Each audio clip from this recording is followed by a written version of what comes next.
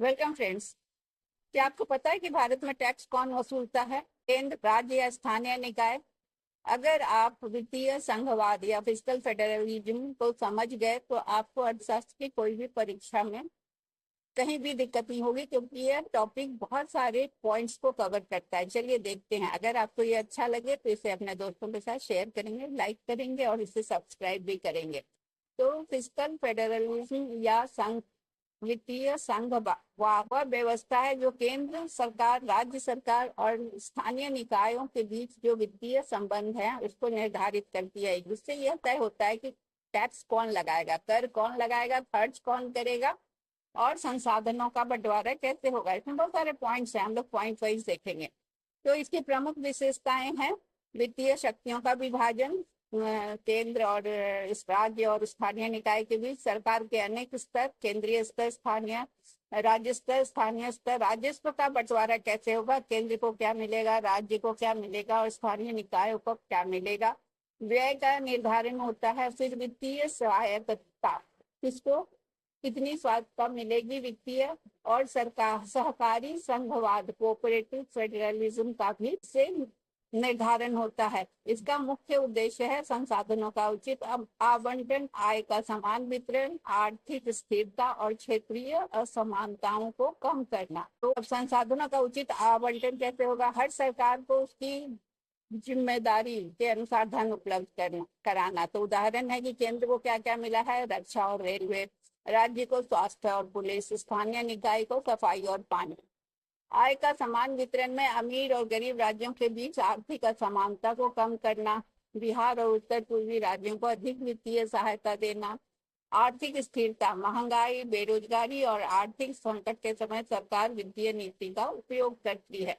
जैसे कोविड-19 के दौरान राज्यों को अतिरिक्त वित्तीय सहायता दी गई थी। क्षेत्रीय असमानता दूर करना, पिछड़े क्षेत्रों का विकास करना, जैसे विशेष श्रेणी के राज्यों को अतिरिक्त अनुदान देना। ठीक है। अब कार्यों का विभाजन कैसे होगा? तो केंद्र सरकार क्या क्या देखेगी: रक्षा, विदेश नीति, मुद्रा, रेलवे, राष्ट्रीय राजमार्ग। भारतीय सेना पर खर्च कौन करेगा? तो केंद्र सरकार। राज्य सरकार कहाँ कहाँ खर्च करेगी? पुलिस, स्वास्थ्य, कृषि, कानून व्यवस्था, शिक्षा, समवर्ती सूची के अनुसार, जिसमें दोनों होते हैं, केंद्र और राज्य दोनों। जैसे सरकारी, यहाँ उदाहरण के लिए हम ले सकते हैं, सरकारी अस्पताल चलाना ये राज्य सरकार का काम है। स्थानीय निकाय क्या देखती है? सफाई, पेयजल, स्ट्रीट लाइट, स्थानीय सड़कें, कचरा प्रबंधन, जैसे नगर निगम के द्वारा कचरा उठाना।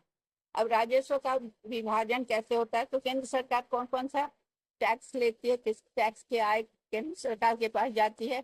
आयकर, कॉर्पोरेट टैक्स और सीमा शुल्क। विदेश से आने वाले सामान पर सीमा शुल्क लगता है। राज्य सरकार को कौन सा टैक्स से आय होती है? तो स्टैंप ड्यूटी, राज्य आबकारी और वाहन कार। नई कार खरीदने पर जो रोड टैक्स लगता है वो राज्य सरकार को मिलता है। स्थानीय निकाय के इनकम के साधन है संपत्ति कर, जल कर और स्थानीय शुल्क, जैसे नगर निगम के द्वारा हाउस टैक्स जो हम लोग देते हैं।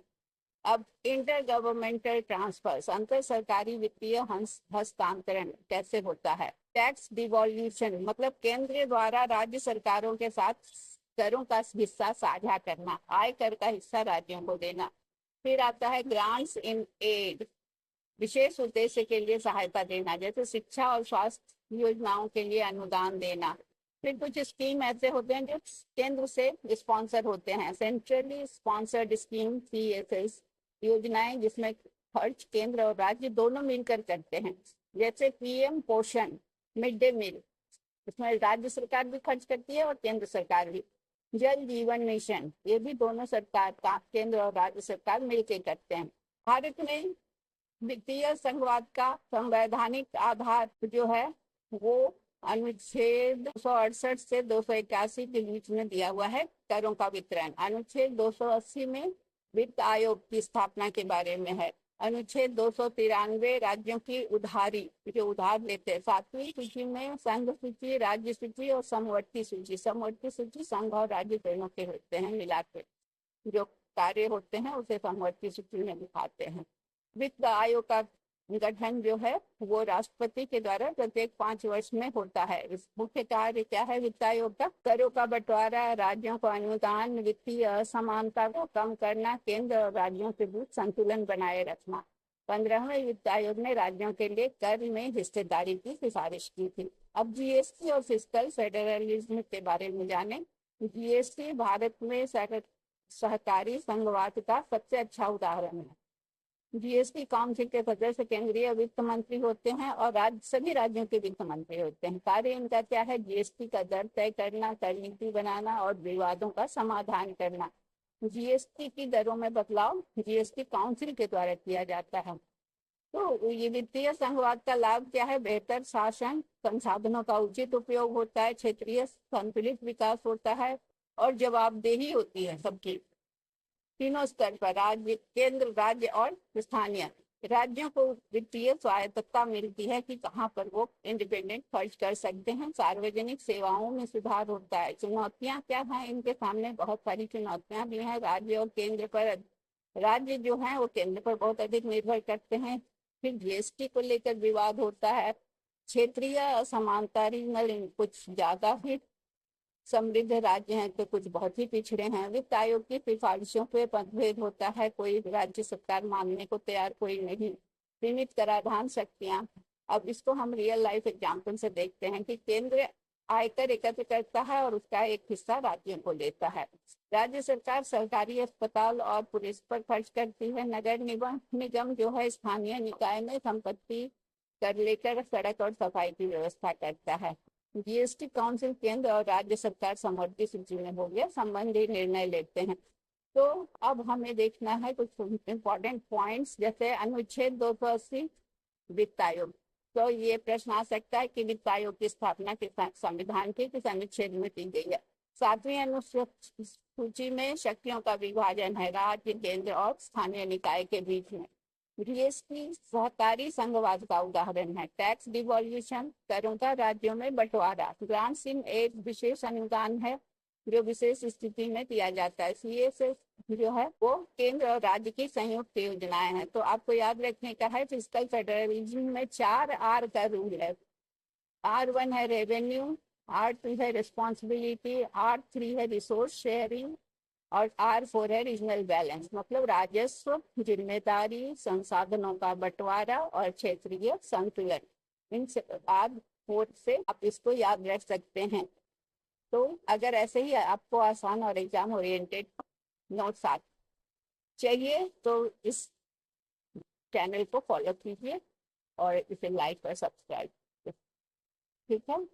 और आपको कुछ और भी टिप्स मिल सकता है कि इसमें ये टैक्स और शुल्क कैसे करता, आयकर कौन देता है ये भी जान लें हम। आयकर व्यक्ति देता है, किस पर लगता है? इनकम पर लगता है। जैसे 10 लाख की वार्षिक आय पर आयकर। कॉर्पोरेट टैक्स कौन देता है? कंपनियां देती हैं। किस पर लगता है? कंपनी के लाभ पर। कौन कंपनी है? टाटा, रिलायंस जैसी कंपनियां कॉर्पोरेट टैक्स देती हैं। सीमा शुल्क किस पर लगता है? आयात पर और निर्यात वाले, आयात और निर्यात वाले सामान पर। कहाँ? उदाहरण क्या है? विदेश से आयात हुआ मोबाइल पर जो सीमा शुल्क लगता है। केंद्रीय उत्पाद शुल्क जिसे सेंट्रल एक्साइज ड्यूटी कहते हैं, ये भारत में निर्मित कुछ वस्तुओं पर लगता है, जैसे पेट्रोलियम उत्पाद और तंबाकू।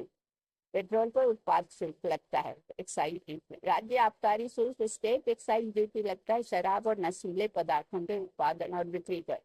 जैसे शराब की बोतल पर राज्य आबकारी शुल्क लगता है या एक्साइज ड्यूटी लगता है।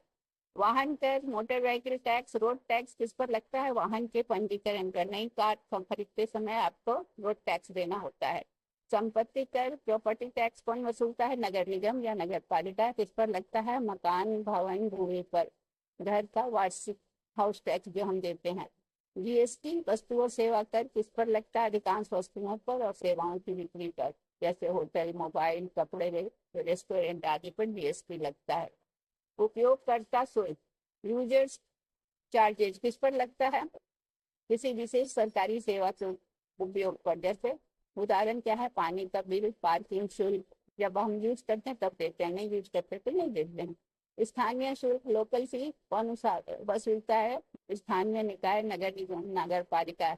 किस चीज के लिए? लाइसेंस या विशेष सेवाओं के लिए, जैसे दुकान के लिए लाइसेंस शुल्क लगता है। टैक्स क्या है? सरकार के सामान्य राजस्व के लिए लगाया जाता है। और ड्यूटी क्या है? विशेष वस्तुओं या सेवाओं के लेन देन पर लगता है। तो टैक्स का उदाहरण है आयकर, जीएसटी। और ड्यूटी या शुल्क का उदाहरण है सीमा शुल्क, स्टाम्प शुल्क। तो ये हुआ आज का।